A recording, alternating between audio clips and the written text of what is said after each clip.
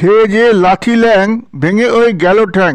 হ্যাঁ, এই গানটা কিশোর কুমার গেয়েছিলেন মিঠুনের লিপি অন্যায় অবিচার সিনেমায়। শীর্ষে কে উমর প্যার কি, এই গানটা কিশোর কুমার গেয়েছিলেন মিঠুন বাবুর লিপে।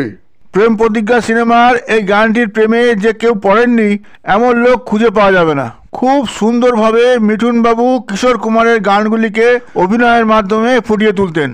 কিন্তু গভীর দুঃখের ব্যাপার হলো এই যে কিশোর কুমার একবার ঠিক করেছিলেন মিঠুনের সিনেমায় আর গান গাইবেন না। আমরা সাধারণ দর্শকরা বঞ্চিত হয়েছিলাম এমন একটা সিদ্ধান্তে। সেই সময় মিঠুন বাবুর লিপে অন্য শিল্পীদের গান গাইতে দেখা গিয়েছিল।